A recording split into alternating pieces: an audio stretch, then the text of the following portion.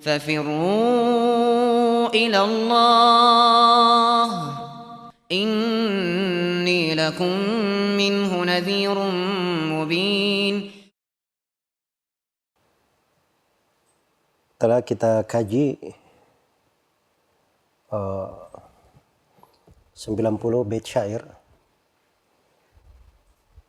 yang mengandung adab, hikmah, nasihat-nasihat dan arahan-arahan membangun jiwa kepada hal yang termulianya, yang terbaiknya. Dan sudah berlalu juga bahwa dari uraian beliau rahimahullah ada yang dalam bentuk nasihat langsung beliau arahkan kepada sosok yang bernama Abu Bakar, dan ada yang sebaliknya dari nasihat yang beliau bahasakan dengan lisan Abu Bakar kepada dirinya. Dan di dalam kedua hal ini terdapat berbagai pelajaran, berbagai hikmah, dan mutiara-mutiara adab yang sangat berharga telah kita uraikan. Kemudian di bait syair yang ke-91 beliau berkata, "Fala tardal ma'ayiba fahwa arun adhimun yurithul mahbuba maqta." Kata beliau, jangan kamu senangi hal-hal yang tercela, aib-aib, ya, atau dosa-dosa, kejelekan-kejelekan. Kamu jangan menyenangi hal yang seperti itu. Bahwa arun itu adalah hal yang tercela, aziman, dan sangat besar celaannya. Yurithul mahbuba maqta, akan menyebabkan orang yang dicintai itu menjadi tidak senang kepada kamu. Tidak senang kepada kamu. Jadi betul, penulis rahimahullah berkata, saya terima dari seluruh nasihatmu, seluruh kritikan yang kamu berikan pada diriku sendiri. Dan itu semuanya ada pada saya tidak menolaknya. Bahkan ucapkan lebih daripada itu. Ya, engkau akan jujur dan benar. Tapi beliau di posisi menjelaskan adab dan etika pada jiwa seorang muslim. Bahwa dia itu tidak menyibukkan dirinya dengan aib orang. Tidak terlalu tajam di dalam melihat kejelekan-kejelekan manusia. Iya. Sebab hal yang seperti itu juga aib besar, celaan besar. Malah bisa menyebabkan orang yang dia cintai berubah menjadi membencinya, tidak menyenanginya disebabkan karena hal tersebut. Karena orang-orang yang selalu mencari-cari aib saudaranya, selalu menghitung kejelekan-kejelekannya, ini bukan sifat yang terpuji. Bukan sifat yang terpuji. Maka beliau ingatkan tentang hal tersebut. Jangan kamu ridha dengan aib-aib. Kamu nyenangi. Malah kalau saudara kita jatuh di dalam kekeliruan, kita sedih akan hal tersebut. Kita berusaha memperbaikinya, menasihatinya. Kalau tidak, kita doakan dia supaya berubah, supaya kembali kepada jalan yang lurus. Iya.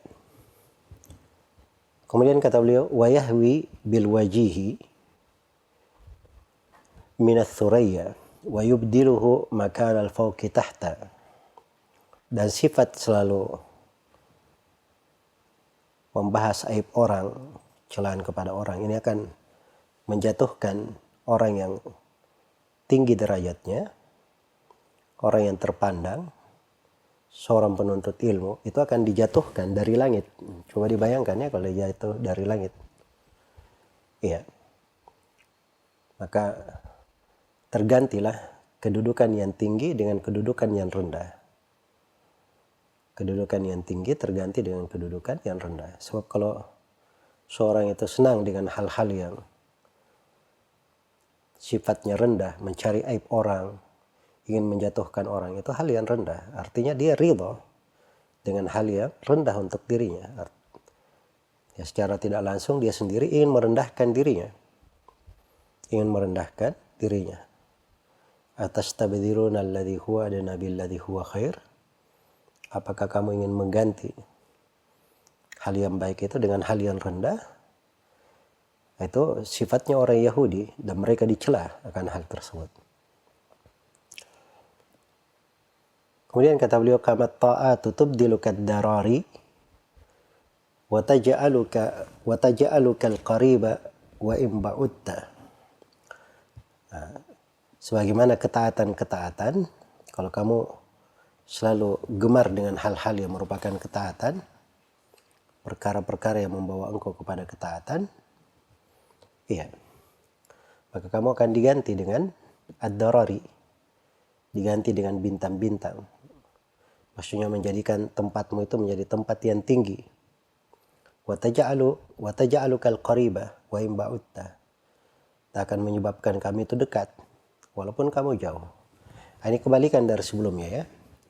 Kalau sebelumnya seorang itu dia gemar dosa, dia gemar hal yang jelek, hal yang buruk, atau dia gemar membicarakan kejelekan orang, maka itu akan menyebabkan itu menjadi aib besar atas dia dan bisa menyebabkan permusuhan di tengah manusia, menjadikan orang yang dicintai berubah menjadi membencinya dan akan merendahkan kedudukannya, menjatuhkan kedudukannya. Sebaliknya kalau dia senang dengan ketaatan, gemar menyebut dari kebaikan-kebaikan orang, maka itu akan meninggikan kedudukanmu.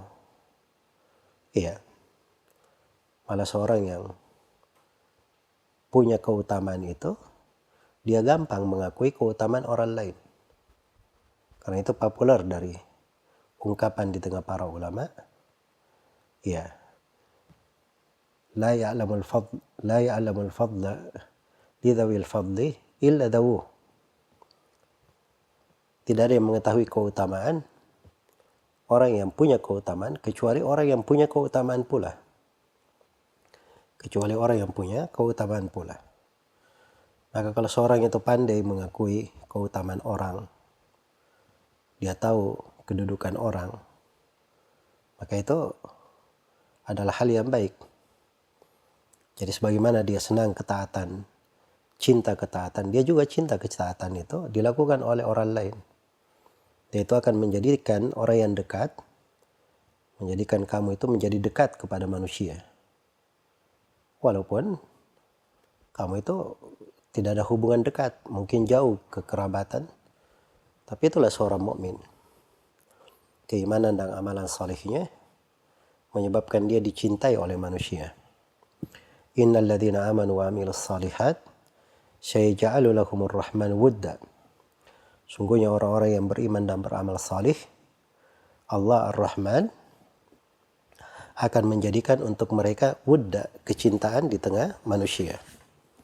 Akan menyebabkan mereka dicintai oleh manusia. Iya. Kemudian kata beliau, wa tanshuru anka fid dunya jamilan wa talqal birra fiha haitsu syi'ta. Dan ketaatan ini itu akan menyebabkan tersiar untuk engkau kebaikan di dunia, keindahan di dunia. Dan engkau akan menjumpai kebajikan itu padanya dimanapun kamu berada. Itu dari buah dan pengaruh ketaatan. Iya. Jadi dari pengaruh ketaatan ini, seorang itu akan indah penyebutannya di tengah manusia. Indah penyebutannya di tengah manusia. Karena itu Rasulullah SAW ditinggikan penyebutan beliau. Wa rafa'na laka dzikrak. Kami tinggikan penyebutan engkau ya Nabi Muhammad. Maka orang-orang yang mengikuti jalan beliau juga akan ditinggikan seperti itu. Akan ditinggikan seperti itu. Kalau dia mengikuti jalan Rasulullah SAW. Maka itu tabiat ketaatan. Dan kadang di dunia ini seorang dari amalan yang dia lakukan datang berita-berita gembira. Iya. Dipuji oleh orang-orang. Dan sepanjang dia tidak mencari pujian, pujian itu datang sendiri, itu tidak membahayakannya. Karena itu pernah ditanyakan kepada Rasulullah SAW, bagaimana pendapat engkau ya Rasulullah orang yang beramal dan manusia memujinya? Kata beliau, tilka ajilatu busyral mu'min.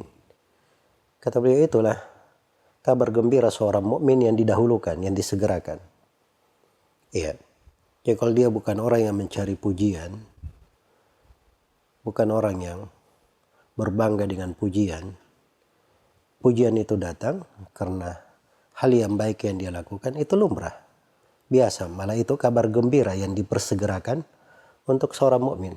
Tapi yang masalah itu kalau dia puji, dia besar kepala, dia merasa congkak, ya, merasa punya kedudukan di atas manusia lebih daripada yang lainnya, itu yang tidak benar.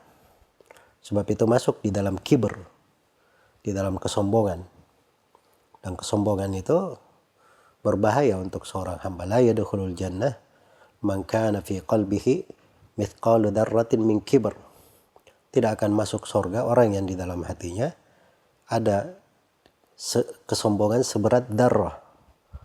Maka para sahabat bertanya, apa itu kibr? Kata Nabi SAW, kibr itu adalah batarul haq wa ghamtun nas. Sombong terhadap kebenaran, tidak mau menerima kebenaran itu. Iya. Dan ini banyak orang-orang yang bersombong seperti itu. Kalau dilihat dari gayanya, ya, penampilannya kayak orang zuhud. Dia penampilan biasa-biasa saja katanya. Masya Allah, akhlaknya bagus, akhlaknya mulia, ilmunya tinggi. Tapi kebenaran yang datang kepadanya, dia bersombong sekali, menolaknya. Ya, dan ini banyak dilihat pada orang-orang yang menyelisih jalan Rasulullah SAW. Apalagi kalau dia sudah punya pengikut, apalagi kalau dia sudah punya kehidupan dunia di bid'ah dan kesalahan yang dia lakukan. Begitu diingatkan, itu biasanya kesombongannya menghalangi dia. Dan itu kesombongan namanya batarul haq. Dan yang kedua dari kesombongan adalah ghamtun nas, menghinakan manusia, menganggap remeh orang-orang. Maka jangan ada yang menganggap dirinya itu lebih baik dari siapapun. Lebih baik dari siapapun. Karena itu kalau kita lihat dari sirah para sahabat radhiyallahu taala anhum, itu selalu dianggap bahwa dirinya itu tidak pernah berbuat apa-apa. Orang lain lebih bagus darinya. Ya. Atau Umar, semua orang lebih bagus dari Umar. Nah, itu dari bahasa-bahasa yang memang ada di orang-orang yang salih. Itu menunjukkan kesalihannya. Menunjukkan kesalihannya. Tapi kalau dia selalu menganggap bahwa dirinya ini sudah berbuat banyak, sudah melakukan begini dan begitu, ya, saya ini alhamdulillah sudah menyebabkan banyak orang yang belajar, banyak orang yang dapat ilmu. Saya punya dari fasilitas-fasilitas dakwah yang menyebabkan orang banyak ikut pengajian, begini dan begitu. Ini saya bercerita di tengah orang saleh ini, ya. Hal-hal yang kadang tidak disadari, itu ucapan bermasalah. Harus diperbaiki. Harus diperbaiki. Ya, sebab pintu-pintu kebaikan yang Allah bukakan untuknya itu semata anugerah dari Allah, taufik dari Allah. Andai kata bukan pemberian dari Allah, rahmat dari Allah, kita tidak mampu melakukannya. La haula wa la quwata illa billah. Iya. Karena itu banyak sekali Syekh Mukbil itu, nah itu dakwah beliau di Yaman, murid-murid beliau tersebar ke seluruh pelosok dunia. Kata beliau, perkembangan dakwah ini itu bukan dengan ilmu kita, bukan pula dengan kemampuan kita, bukan kefasihan kita dalam berkhutbah, keahlian kita di dalam berbicara, bukan karena kekuatan kita. Itu adalah perkara yang Allah kehendaki. Dan tidak ada daya dan upaya kecuali hanya kepada Allah. Itu kalimat-kalimat berjalan di lisan beliau. Iya. Dan ketika beliau akan meninggal, sebagian istri yang menyebutkan bahwa Syekh Mukbil itu, ya, beliau ketika disebutkan pengaruh beliau yang besar di tengah manusia, di seluruh alam Islami, ya, beliau sedih dengan hal itu. Dan beliau berkata, saya ini seorang yang sedikit ikhlasnya. Saya ini orang yang sedikit ikhlasnya. Jadi kalau orang yang seperti beliau saja yang subhanallah jasa beliau di dalam berdakwah, mengajar manusia walaupun sedang sakit, sedang susah. Tapi bersamaan dengan itu beliau katakan sedikit ikhlasnya. Kira-kira kita ini kayak bagaimana modelnya? Maka itu pelajaran-pelajaran mendasar, pelajaran-pelajaran mendalam. Kalau kita baca syair-syair adab seperti ini dari para ulama Islam, maka itu terbentuk pendidikan besar untuk jiwa.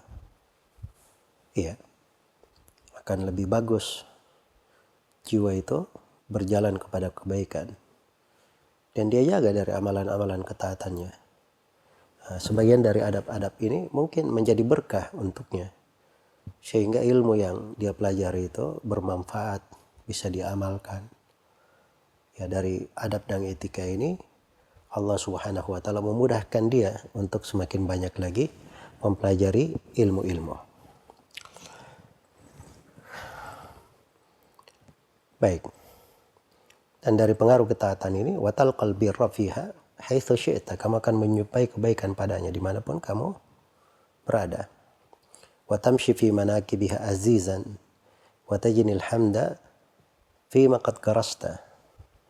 Dan kamu berjalan di atas punggung bumi ini sebagai seorang yang aziz, seorang yang terhormat, orang yang dimuliakan.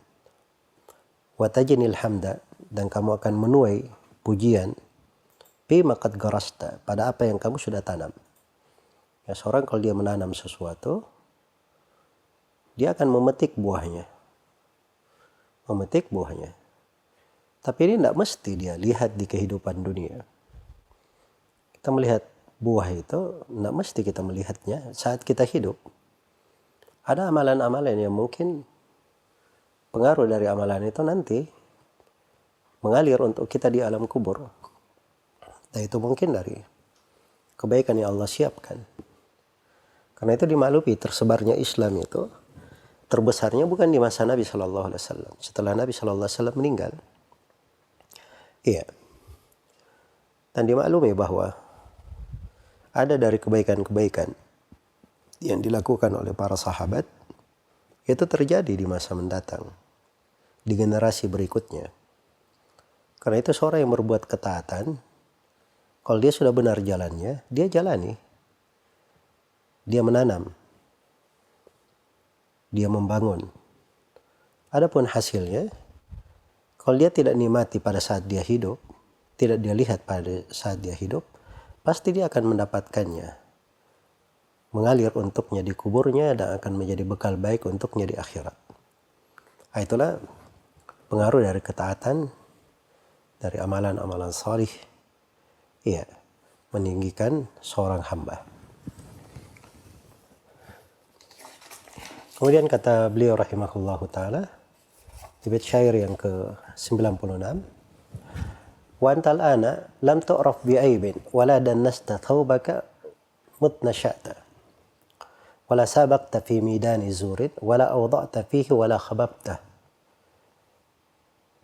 fa'in lam tan'a anhu nashibta fihi fa'in lam tan'a anhu nashibta fihi wa man laka bil khalasi idza nashibta.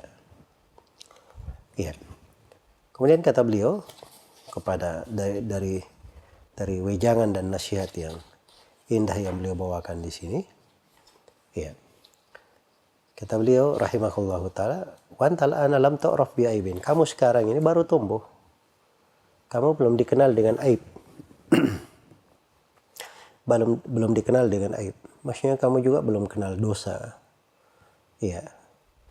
Nah, ini seorang pemuda atau seorang yang Allah Subhanahu wa taala sudah memberi hidayah untuknya di awal dia tumbuh, maka itu nikmat besar.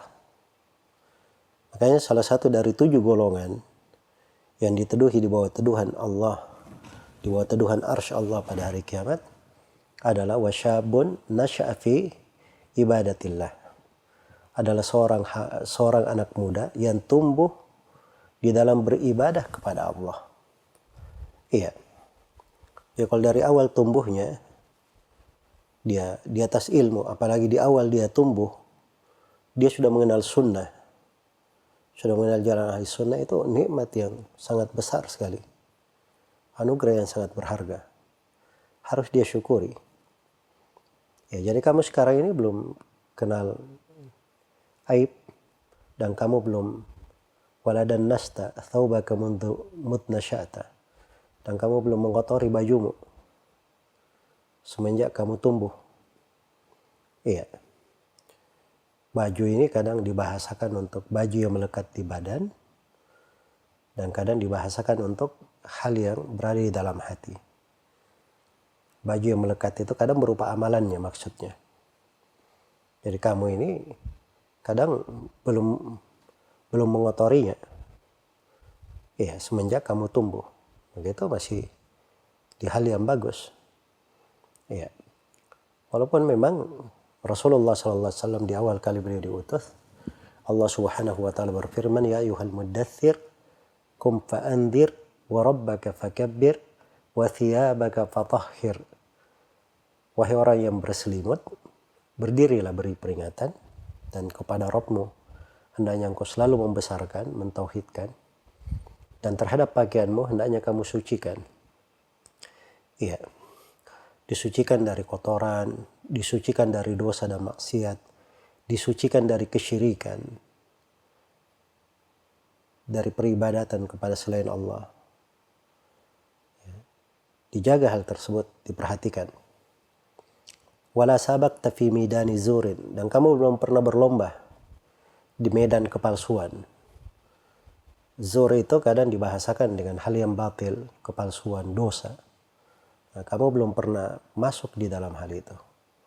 Wala awda'ta fihi, dan kamu juga belum meletakkan banyak hal di dalamnya. Wala khababta. Iya. Dan kamu itu belum pernah berjalan cepat di dalam hal itu. Jadi sepanjang kamu ini masih di tengah anugerah Allah, dari semenjak kamu tumbuh kamu sudah kenal sunnah, kenal ketaatan, belum kenal dosa, belum kenal kejelekan, belum masuk ke dalam kepalsuan, hal-hal yang seperti itu, maka itu anugerah dan nikmat dari Allah Subhanahu wa taala. Ya, segera kepada ketaatan yang telah diuraikan oleh penulis tadi. Kata beliau, tudannisu ma tatahhara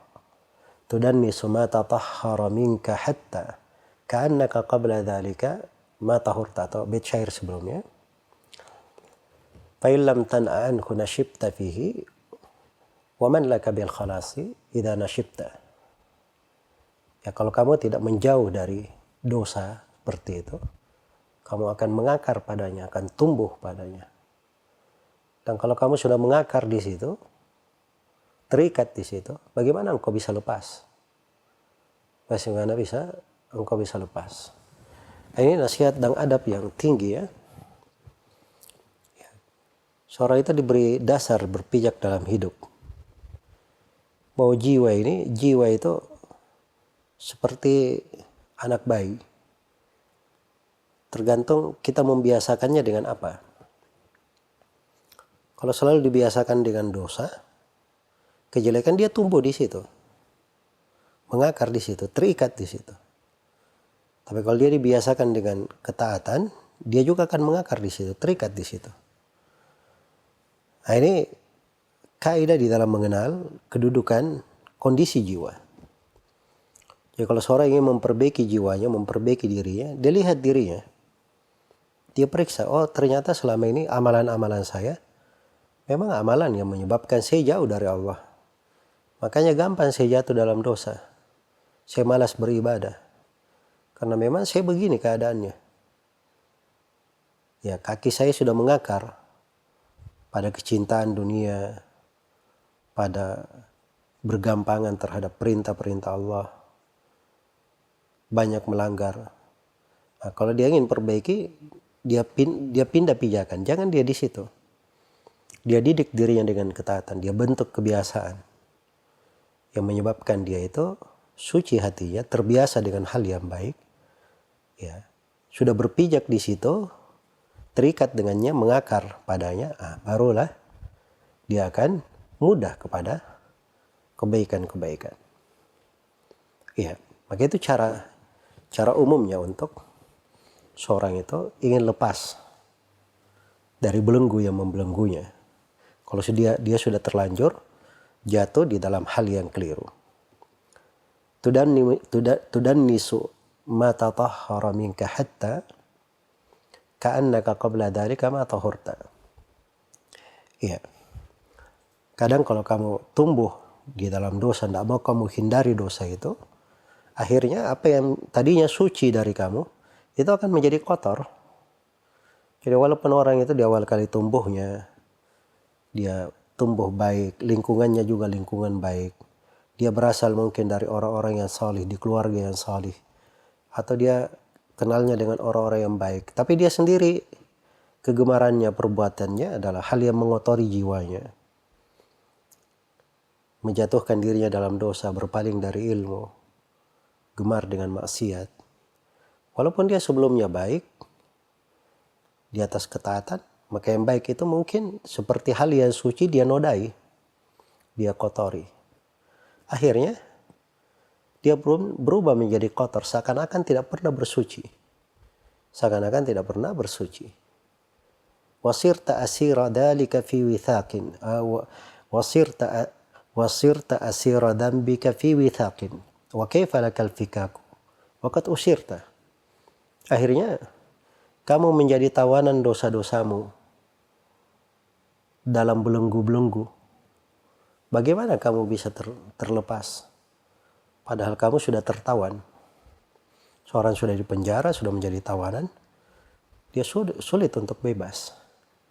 Maka ini dosa-dosa jangan membelenggunya, jangan mengikatnya. Iya. Jangan mengikatnya. Oh, Ustaz, saya ini sulit untuk meninggalkan dosa itu. Sudah kebiasaan saya. Sudah kecanduan. Ya dia kecanduan itu terbiasa, itu karena dia membiarkan dirinya seperti itu. Membiarkan hidungnya dicocok oleh dosa. Kayak sapi ditarik di dalam dosa. Tidak bisa melawan. Coba kalau dia lepaskan cocokan yang mengikat hidungnya itu. Dia lepas belenggu-belenggu dosa yang menawannya. Ya dia berusaha. Dan itu diusaha memang awalnya kelihatan pahit. Perlu pengorbanan. Mungkin banyak penderitaan. Tapi ingat, nanti akibatnya sangat baik sekali. Akibatnya pasti sangat baik. Dan hasilnya pasti akan menjadi kebaikan untuk seorang hamba. Iya.